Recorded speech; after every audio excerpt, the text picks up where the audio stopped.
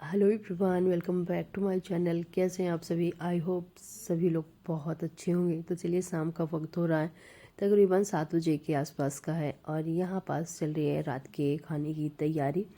साथ ही साथ सब्जी भाजी भी आई हुई है, तो फिलहाल सब्जी भाजी तो करते हैं साइड में, बाद में निकालूंगी और अभी रात के खाने की तैयारी में लग जाते हैं। तो रात के खाने में आज बहुत दिनों के बाद बनाने वाले हैं पाव भाजी, क्योंकि इस बार ठंडी में हमने बनाया ही नहीं तो कम से कम 2 या 3 बार तो पाव भाजी ठंडियों में बन ही जाती थी, क्योंकि फ्रेश मटर सारी सब्जियां ना बहुत अच्छी आती हैं और सभी सब्जियां मिल जाती हैं, तो अक्सर बनाती थी मैं। मगर इस बार ना बस बोलती थी और लेके कभी भी नहीं आई। सब्जियां भी घर में सारी होती थी पर नहीं बना पाई। चलिए, तो आज हमने डिसाइड कर लिया था कि आज सब्जी जब लेने गए कि मतलब पाव ही लेके चलते हैं, पाव भाजी बनाते हैं, बहुत दिनों से बनाया नहीं था। तो यहाँ पास आलू हो गई, बीन्स हो गई, गाजर, गोभी, पत्ता गोभी, बीट रूट, चुकंदर थोड़ा सा कलर के लिए, क्योंकि उससे कलर बहुत अच्छा आता है। यहाँ पास में फटाफट से ना सारी सब्जियां कट कर रही थी और एक ही साथ कट कर लूँगी और फिर सारी सब्जियों के एक ही साथ अच्छे से धुलाई कर लूँगी। साथ ही साथ ये एक साइड लगे हुए थे प्याज व्याज कट करने में, साथ ही साथ लहसुन वहसुन जो भी सारी चीज़ें हैं वो लगे हुए थे। तो यहाँ फटाफट से मैंने सारी सब्जियाँ एक ही टोकरी में कट कर ली हैं और धुलाई कर लिया। लास्ट में यहाँ पास चुकंदर मैं छील कर उसको भी धुलाई कर कर बॉयल कर लूँगी सारी सब्जियों के साथ। तो इसमें मटर इन्होंने छीला था, मटर में ही मैंने ऐड कर दिया, साथ ही साथ पत्ता गोभी डाल दिया है। तो चलिए, सब्जी तो इसमें भर की हो गई है और भाजी अच्छी खासी बन जाएगी। और यहाँ पास मैंने ले लिया है कुकर। सब लोग ना अलग अलग तरीके से बनाते हैं। कोई तो पहले बारीक सब्जियाँ कट करके तड़का लगाकर फिर साथ में सब्जियाँ ही बॉयल कर देता है। तो मैं जब बनाती हूँ सब्जियों को मैं पहले बॉयल कर लेती हूँ एक ही साथ। इसके बाद तड़के की जो इसका तैयारी है बाद में करने वाली हूँ। तो चलिए फटाफट से, यहाँ पास मैं प्याज ले ली हूँ, साथ ही साथ एक बड़ा साइज का मैंने प्याज लिया था और लहसुन मिर्च और ढेर सारा अदरक। अदरक को ना कद्दूकस कर लेने वाली हूँ, क्योंकि काटने से ना वो फिर मुंह पे फंसता तो खाने में अच्छा नहीं लगता। तो इसको भी मैं कद्दूकस कर लेने वाली हूँ। साथ ही साथ यहाँ पास मैं बहुत बारीक बारीक प्याज कट कर लेती हूँ। और नई वाली प्याज ना तो एकदम आँख में ना बहुत तेज़ी से लग रही थी। और साथ ही साथ इसमें मैंने 2 बड़े साइज के टमाटर लेके रखे हुए हैं, तो 2 टमाटर डालूंगी, क्योंकि कलर के लिए भी। साथ में ऑफकोर्स भाजी में टमाटर तो लगते ही, पाव भाजी में मैंने बहुत लोगों को देखा कि टमाटर ही मोस्टली डालते हैं, थोड़ी बहुत आलू आलू थोड़ी मतलब थोड़ी थोड़ी चीज़ें मिलाते हैं। चलिए, मैं जैसे बनाती हूँ ऐसे ही बनाऊंगी। यहाँ पास मैंने अदरक लहसुन मिर्च अपने तीखे के अनुसार उतने से सारी चीज़ें मैंने कट कर लिया। यहाँ पास सब्जियाँ सारी मैंने रख दी हैं बॉयल करने के लिए, तकरीबन बॉयल ही हो गई है। तो ये सारा सब्जी कट करके फटाफट से एक मैं प्याज छील रही हूँ दाल फ्राई करने के लिए। दाल मेरे पास रखी हुई है दोपहर की, तो उसी में मैं तड़का लगाने वाली हूँ। तो चलिए, सबसे पहले तो बनाते हैं पाव भाजी की भाजी। और यहाँ पास मैंने निकाल लिया है कढ़ाई और फटाफट से बटर ले लेते हैं, क्योंकि बटर ऑफकोर्स लगने ही वाला। अगर बटर नहीं है तो घी का भी यूज कर सकते हैं। तो ये भी कुछ ना कुछ काम में लगे हुए थे। इन्होंने बोला मैं दाल फ्राई कर लूँगा और बहुत सारी चीज़ें चावल के लिए ना ये अपना अलग ही कुछ बना रहे थे, मैं अपने इधर लगी हुई थी कुछ और बनाने में। तो चलिए, यहाँ पास पहले तो मैंने सरसों का तेल डाल दिया था और फिर मैंने सरसों का तेल निकाल दिया, क्योंकि हल्का सा तेल डालना पड़ता है। फिर यहाँ पास मैंने कुछ थोड़ा सा बटर थोड़ा सा तेल ऐड कर दिया है। जहाँ बटर गर्म हुआ तो इसके में थोड़ा सा जीरा और लहसुन मिर्च अदरक जो हमने सारी कट करके रखी थी, तो एक एक करके सारी चीज़ों को ऐड कर देना है और इनको हल्का सा पका लेना है। इसके बाद जो हमने कट करके रखी है प्याज, सारी प्याज इसमें ऐड कर देना है और प्याज को ना एकदम गोल्डन होने तक पकाना है। इसके बाद उसमें ऐड कर देना है टमाटर। टमाटर को भी पकाने के बाद जो हमने सारी सब्जियां बॉयल करके रखी थी, सारी सब्जियों को डाल के और अच्छे से जो मैश करने वाला आता है इससे मिला देना है। थोड़ा सा ना भाजी को मिलाने में थोड़ा सा मेहनत लगती है और बीच बीच में मैं बटर का भी यूज कर रही थी, क्योंकि ये जो सूखी सूखी भाजी ना बने। अब चाहे तो इसमें थोड़ा सा ना पानी भी ऐड कर सकते हैं। मैंने थोड़ा सा पानी तकरीबन आधा कप के आसपास ऐड किया था, क्योंकि भाजी एकदम से सूखी सूखी हो गई थी और उसको पकाने में घोटने में थोड़ा सा टाइम लग जाता है।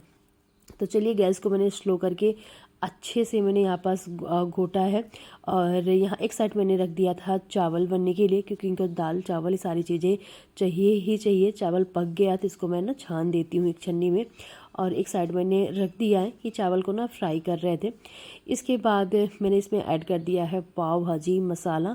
पाव भाजी मसाला डालने के बाद भी इसको अच्छे से मैंने तकरीबन ना 5-6 मिनट के लिए नीचे उतार लिया था, क्योंकि गैस के ऊपर रख के इसका भाजी को ना अच्छे से घोटते हुए नहीं बन रहा था, मिलाते हुए।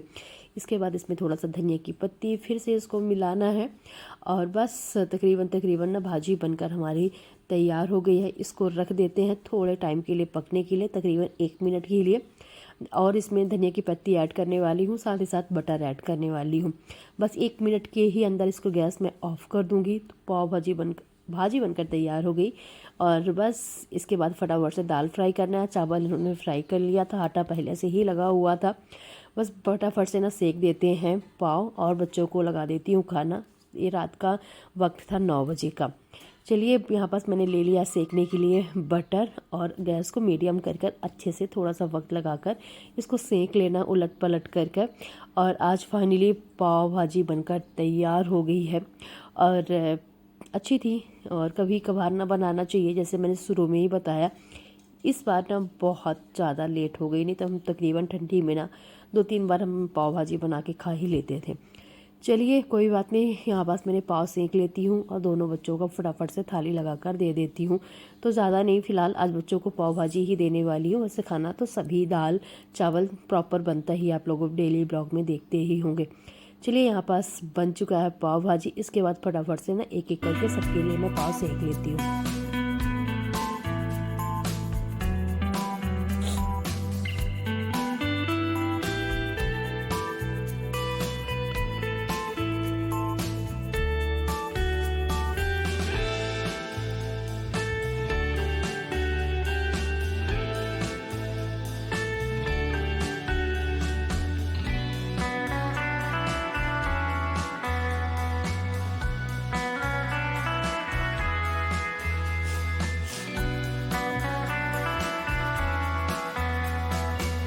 Hello everyone, good morning, welcome back to my channel. कैसे आप सभी? आई होप आप लोग सभी लोग बहुत अच्छे होंगे।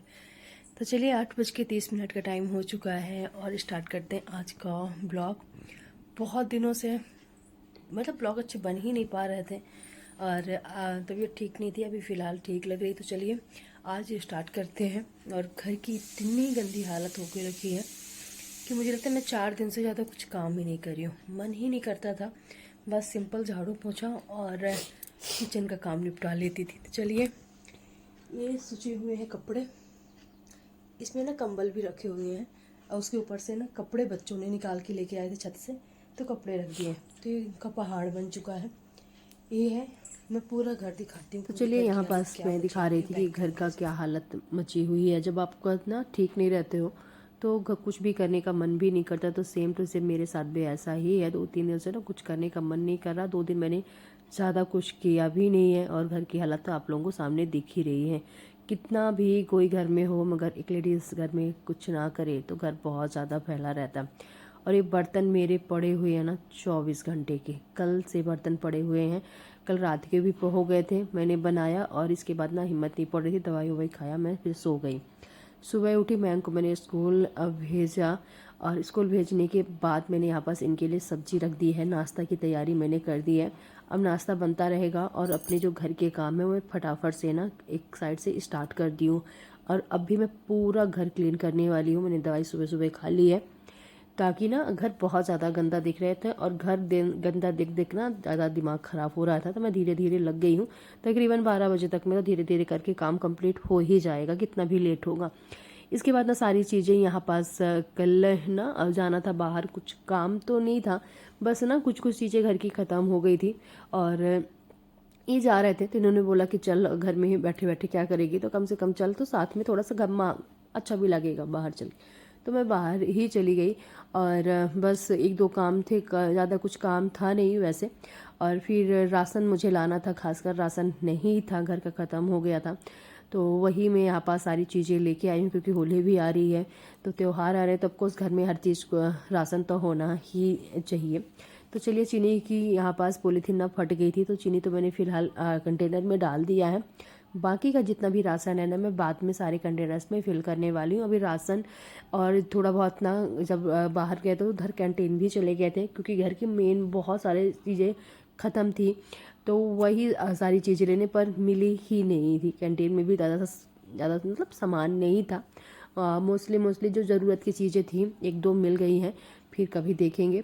तो चलिए सारा सामान यहीं पास मैं अरेंज करके ना रख देने वाली हूँ। डी मार्ट का सारे कपड़े वपड़े टोकरी में मैं सेट करती जा रही थी, और यहाँ पास से बैग में रखा हुआ था कैंटीन का सामान। कोलगेट हो गया, तेल हो गया, नारियल का बाल में लगाने के लिए, बाकी के थोड़े बहुत और चीज़ें जो लेडीज़ को ज़रूरत होती है, वैसलीन, यही मतलब बहुत सारा चीज़ें ख़त्म हो गई थी घर की। तो सामान मिला भी नहीं है। सर्फ वर्फ लेना था तो सर्फ खासकर मिला ही नहीं है। इसके बाद ना सारा सामान तो मैंने सेट कर दिया, और यहाँ पास बर्तनों का भंडार लगा हुआ, जैसे कि देख ही सकते हैं। बर्तन मैंने पूरे साफ़ कर लिए हैं, और अब फटाफट से कर लेती हूँ किचन क्लीन। देखने में ऐसा कोई नहीं कहेगा कि मतलब सेहत तबीयत अच्छी नहीं है, मगर जिसकी ख़राब होती है ना उसी को पता चलता है।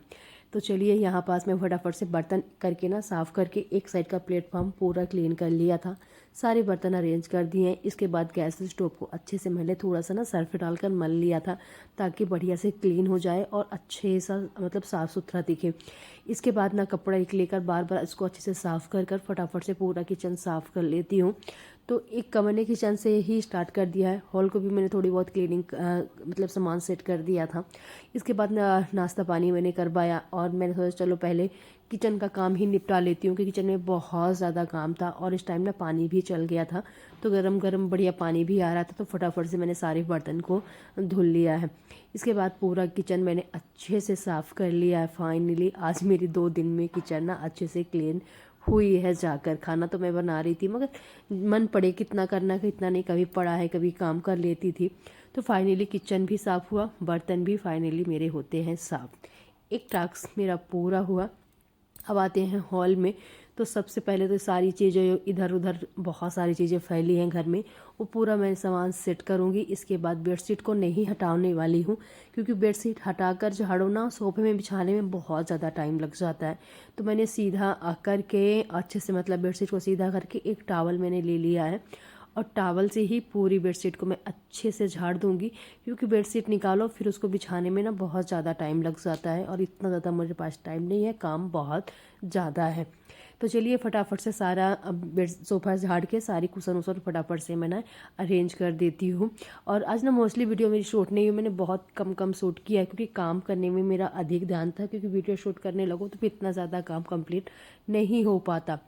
चलिए एक साइड काम हुआ, मैं फटाफट से दिखाती हूँ कितना काम कंप्लीट होता जा रहा है। तो किचन तो पहले ही देख लिए थे, किचन पूरी साफ़ हो गई है। फ्लोर अभी रह गया है, ये सामान अभी रखा रहेगा। टीवी यूनिट की पूरी क्लीन कर दिया, सोफ़ा साफ़ कर दिया। इसके बाद ये चारपाई भी बढ़िया से मैंने क्लीन कर दी है। तो पहले पूरा सामान मैं सेट करती जा रही हूँ, झाड़ू पोछा डस्टिंग, ये तो फिर बाद में लगने वाले हैं।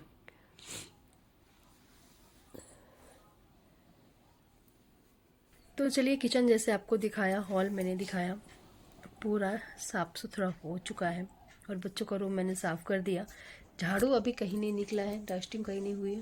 अभी इससे पूरा सामान मैं सेट कर रही हूँ। टेबल में बहुत सारा सामान पड़ा हुआ है, वो मैं बाद में करूँगी, क्योंकि इसमें राशन है, सारी कंटेनर में फिल करना पड़ेगा, और पहले बनती है घर की साफ़ सफाई, इसके बाद राशन वाला काम मैं बाद में निपटा लूँगी। अब आते हैं इस रूम में, ये सारे कपड़े करती हूँ आगे की वीडियो आप लोग ना नेक्स्ट ब्लॉग में देख सकते हैं। फिर सारे रूम ठीक हो जाएंगे तो एक ही साथ पूरे घर में झाड़ू निकालूंगी। चलिए बने रहिए ब्लॉग के साथ आप लोग।